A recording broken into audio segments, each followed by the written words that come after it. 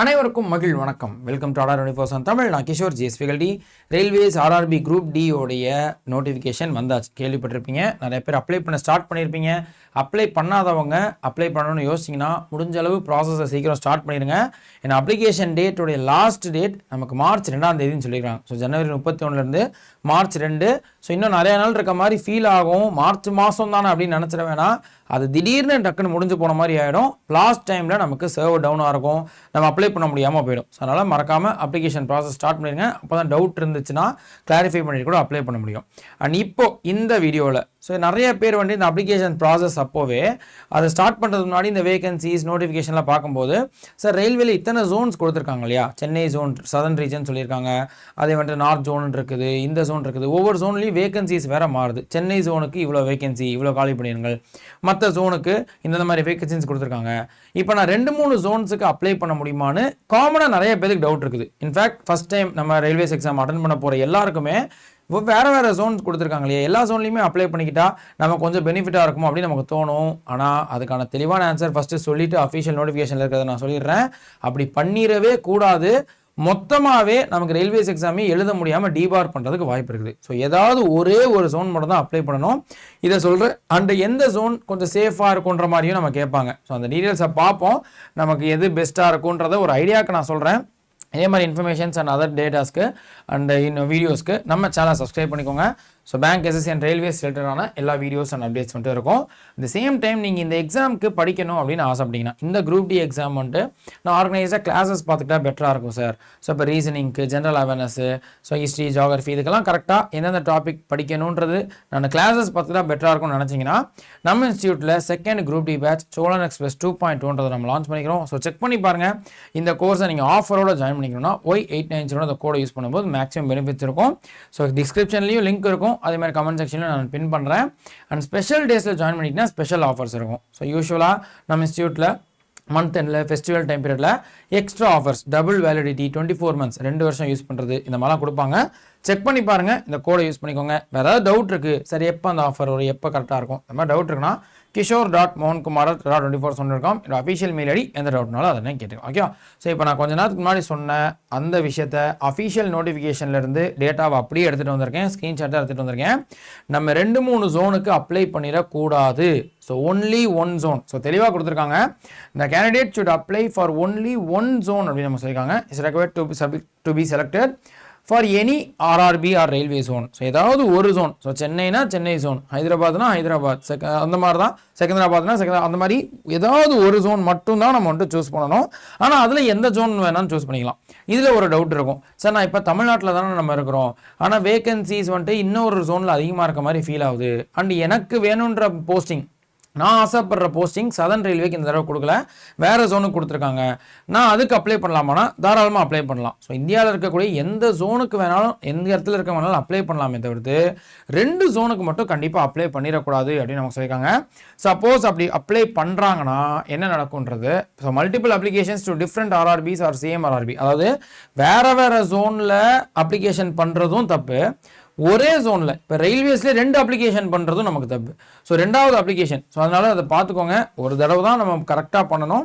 நாம் அது ஒழுங்காக இதுவாகல, ஸோ அப்ளிகேஷன் சக்ஸஸ் ஆகலை, அதனால 2வது பண்ணுறன்றது கூட நீங்கள் அட்டன் பண்ண வேணாம். ஸோ அதை எடிட் பண்ண ட்ரை பண்ணணுமே தவிர்த்து செகண்டு அப்ளிகேஷன் ஒரே ஆர்ஆர்பியில் 2வது அப்ளிகேஷன் வந்துச்சுனாலும் அது ரிஜெக்ஷனுக்கு போயிடும். 2மே சேர்த்து ரிஜெக்ட் பண்ணிடுவாங்க. சார் 2 நான் அப்ளை பண்ணிட்டேன், ஒன்று கொஞ்சம் தப்பாக இருக்குது, இன்னொன்று கரெக்டாக இருக்குது, லேட்டஸ்ட்டாக அப்ளை பண்ணதை எடுத்துக்குவாங்களான்னா அப்படி கிடையாது. 2த்தையுமே ரிஜெக்ட் பண்ணிடுவாங்க, எழுதவே முடியாது. அண்ட் இந்த மாதிரி ஏதாவது மால் ப்ராக்டிக்ஸ், ஸோ இந்த மாதிரி மோர் தென் 1 அப்ளிகேஷன் ஒரு சிஎனுக்கு அவங்க கொடுக்க ட்ரை பண்ணுறாங்கன்னா, ஸோ அதை டிஸ்குவாலிஃபை பண்ணுறது மட்டும் இல்லாமல் டிபார் கூட பண்ணுறதுக்கு வாய்ப்பு இருக்குது. ஃப்யூச்சரில் வரக்கூடிய எந்த ரயில்வேஸ் எக்ஸாம்ஸையும் எழுத முடியாத மாதிரி போயிடும் அப்படின்றத கூட நமக்கு சொல்லிக்கிறாங்க. ஸோ அதனால் கேர்ஃபுல்லாக பாருங்கள். வேறு யாராவது ஃப்ரெண்ட்ஸ் அண்ட் ஃபேமிலி இது ரிலேட்டடாக கேட்டாலும் தெளிவாக சொல்லிடுங்க. ரயில்வேஸை பொறுத்த வரைக்கும் அது இந்த குரூப் டி மட்டும் இல்லை, எந்த எக்ஸாமாக இருந்தாலும் ஒரு சிஎன்னா சென்ட்ரலைஸ்ட் எம்ப்ளாய்மெண்ட் நோட்டிஃபிகேஷன், ஒரு நோட்டிஃபிகேஷனுக்கு ஒரு அப்ளிகேஷன் தான் நம்ம போடணும், ஒரே ஒரு ஜோனில் தான் போடணுன்றதை தெளிவாக வச்சுக்கோங்க. ஸோ இது ஒரு முக்கியமான பாயிண்டாக சொல்லிக்கிறேன்.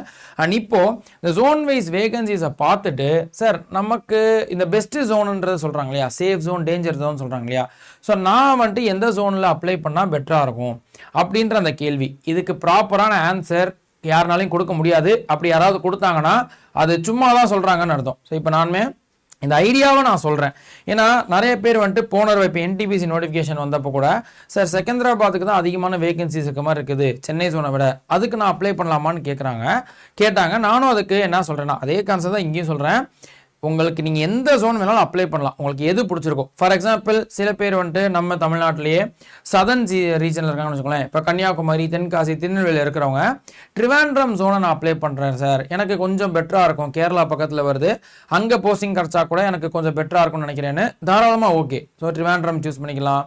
இல்லை சார் நான் வந்துட்டு இந்த ரீஜன்லேயே இருக்கிறது ஓகே, இல்லை எனக்கு கொஞ்சம் வேலை பக்கத்தில் சவுத் இந்தியாவிலேயே இருக்கணும், ஆனால் வேறு ஜோனுக்கு போக வேணாம், பெங்களூரோ இல்லை செகந்திராபாத்தை சூஸ் பண்ணிக்கிட்டா பெட்டராக இருக்கும். இந்த மாதிரி உங்களால் எந்த ஜோன் வேணாலும் சூஸ் பண்ணிக்க முடியும். ஆனால் இந்த ஜோனில் நான் சூஸ் பண்ணுறதுனால எனக்கு வேலை கிடச்சிரும் அப்படின்றத மட்டும் நினச்சிடாதீங்க. அப்படி மட்டும் கிடையவே கிடையாது.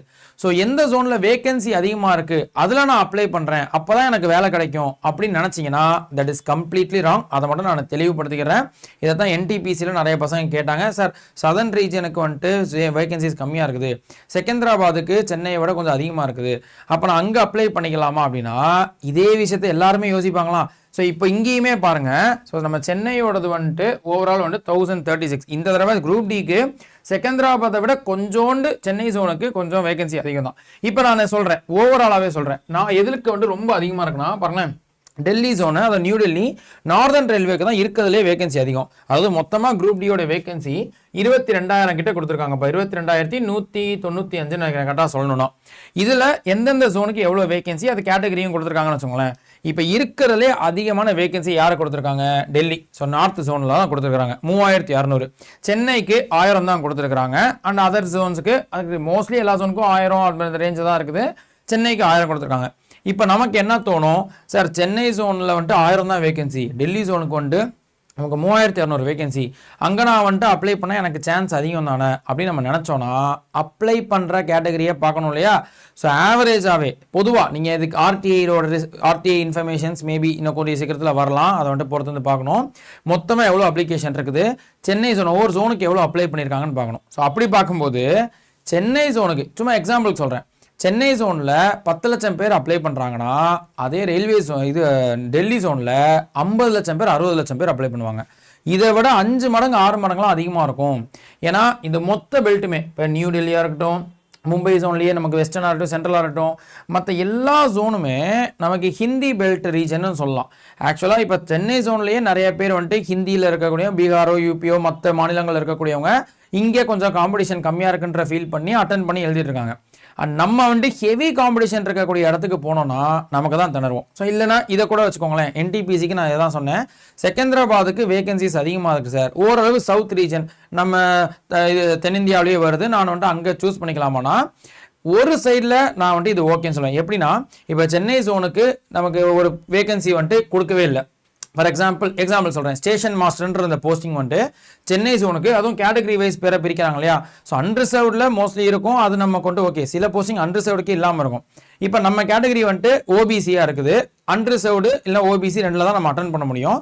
அப்போ ஓபிசியில் வந்துட்டு வேகன்சிஸ் கொடுக்கல. நம்மளுடைய மெயின் எய்மே நான் ஸ்டேஷன் மாஸ்டர் தான் ஆகணும்னு நினைக்கிறோம். ஆனால் நம்ம ஜோனில் வந்துட்டு அந்த வேகன்சி இல்லை அப்படின்னா தாராளமாக நீங்கள் வேறு ஜோனுக்கு போகிறது, அது காம்படிஷன் ஹெவியாக இருந்தாலும் நம்ம போய் தான் ஆகணும். நம்மளோட எய்ம் அந்த போஸ்ட் தான்னா வேறு ஜோனுக்கு ட்ரை பண்ணி போகிறது ஓகேப்பா. ஆனால் எல்லா வேகன்சிஸும் இங்கேயும் இருக்குது, நம்ம ஜோன்லேயும் இருக்குது, இல்லை நம்ம எதிர்பார்க்கக்கூடிய ஜோன்லேயும் இருக்குது, மற்ற ஜோன்லேயும் இருக்குது. அப்படின்னா நிறையா ஃபேக்டர்ஸ் நம்ம யோசிக்க வேண்டியது இருக்கும். முக்கியமாக யோசிக்க வேண்டியது இப்போ என்டிபிசியில் சொன்ன அது விஷயத்த சொல்லிடுறேன். செகந்திராபாத்துக்கு வேகன்சி அதிகமாக இருக்குன்னு சொன்னாங்க, நம்ம தமிழ்நாட்டுக்கு வேகன்சி கம்மின்னு சொன்னாங்க. வேகன்சி அதிகமாக இருக்குன்னா ஆட்டோமேட்டிக்காக அப்ளிகேஷன் அதிகம் அப்படின்னா அந்த ஜோனுக்கு வந்துட்டு காம்படிஷன் அதிகமாகும். காம்படிஷன் அதிகம்னா கட் ஆஃப் அதிகம், எல்லாமே அதிகம். அந்த காம்படிஷனுக்கு வந்துட்டு நம்ம வந்துட்டு போட்டி போட ரெடியாக இருக்கணும். ஸோ இப்போ எக்ஸாம்பிள் சொல்லணும்னா சென்னை ஜோனில் இது நிறைய பேர் கேட்டாங்க என்டிபிசி. அப்போ சார் நான் செகந்திராபாத்துக்கு அப்ளை பண்ணலாமா அப்படின்னு. உங்களுக்கு ஓகேனா அப்ளை பண்ணிக்கலாம். ஆனால் இதை யோசிக்கணும், செகந்திராபாத்ன்றது வெறுமன இதுவோ தெலுங்கானா மட்டும் வரக்கூடியதில்லை. தெலுங்கானா அண்ட் ஆந்திர பிரதேஷ் 2 ஸ்டேட்டையும் பிரிச்சுட்டாங்க. பட் மொத்தமாக வந்துட்டு தெலுங்கு பேசுகிறக்கூட தான் இருக்காங்க. ஸோ அப்போ இவங்க எல்லாருக்கும் எப்படி மொத்த தமிழ்நாட்டுக்கும் சென்னை ஜோன் அதாவது ரயில்வேல சதர்ன் ரீஜன் மெயின் பண்ணுவோம், அது மாதிரி மொத்த தெலுங்கு பேசுகிறவங்களுமே செகந்திராபாத் எய்ம் பண்ணுவாங்க. இப்போ ஆந்திரா தெலுங்கானா சேர்த்து 10 கோடி பேருக்கு மேலே இருக்காங்க. இப்போ நம்ம தமிழ்நாட்டிலேயே 8 கோடி பேர் தான் ஓவராலே சொல்கிறேன். ஆனால் அதுலேருந்து அப்ளை பண்ணுறவங்க அப்போ யூஸ்வலாகவே அந்த ஜோனுக்கு அதிகம். அதாவது தெலுங்கு பேசக்கூடியவங்க அப்ளை பண்ணுறதே அதிகம். அதில் நம்ம காம்படிஷனில் நம்ம இங்கே போய் போகிறோன்னா எவ்வளோ டிஃபிகல்ட்டி இருக்கும். ஸோ இதெல்லாம் நம்ம யோசிக்கணும். ஃபேக்டர்ஸ் இருக்குது. அது போக இன்னொரு ஜோனில் வந்துட்டு அப்ளை பண்ணிட்டீங்கன்னா நமக்கு நியர்லி வேறு ஜோனுக்கு மாற்றுறது இம்பாசிபிள். ஸோ இப்போ நம்ம அந்த ஜோன் செகந்திராபாத்தோ இல்லை ட்ரிவாண்ட்ரம் ஜோனோ இல்லை வேறு ஏதாவது ஒரு ஜோன் அப்ளை பண்ணி நமக்கு வேலை கிடச்சிருச்சு, கொஞ்ச நாள் கழிச்சு இந்த ஜோனுக்கு தமிழ்நாட்டுக்கு சதர்ன் ரயில்வேஸ்க்கு வாங்கிட்டு வந்துடலாம் அப்படின்னு நம்ம நினச்சோன்னா அந்த கொஞ்ச நாள்ன்றது மினிமம் 15 வருஷம் 20 வருஷம் கூட ஆகலான்றது தான் இன்சைடில் நமக்கு சொல்லக்கூடிய விஷயம். நமக்கு நியர்லி இம்பாசிபிள். ஏன்னா தெளிவாக சொல்லியிருப்பாங்க நோட்டிஃபிகேஷன்லையுமே, எந்த ஜோனில் மூலியமாக அப்ளை பண்ணுறோமோ அங்கே தான் உங்களுக்கு வந்து போஸ்டிங் இருக்கும். அது சப்ஜெக்டபிள் சேஞ்ச் மாறுறதுக்கான வாய்ப்பு ரொம்ப ரொம்ப கம்மின்ற மாதிரி தான் இருக்கும். மாறவே முடியாதுன்னு சொல்ல, ஆனால் ரொம்ப டிலே ஆகும். போன உடனே இப்போதைக்கு இந்த ஜோனுக்குள்ளே போய்க்கிருவோம், காம்படிஷனை பொறுத்து போய்க்கிருவோம், அதுக்கப்புறம் மாறிக்குவோம், அதுவும் நம்ம வந்துட்டு யோசிக்க வேணாம். ஸோ இது எல்லாமே நிறைய ஃபேக்டர்ஸ் இருக்குது. இதுக்கு எல்லாத்துக்கும் ஓகேனா நீங்கள் வேறு ஜோன் அப்ளை பண்ணலாம். அப்படி இல்லை அதுக்கு நான் பரவாயில்ல சார், எல்லாமே ஓரளவு ஓகேவாக தான் இருக்குது, எல்லாமே ஈக்குவலாக தான் இருக்குது, நான் இப்போ செகந்திராபாதோ பக்கத்தில் இருக்கக்கூடிய செகந்திராபாதோ இல்லை ட்ரிவாண்ட்ரம் எங்கே இருக்குது, இதில்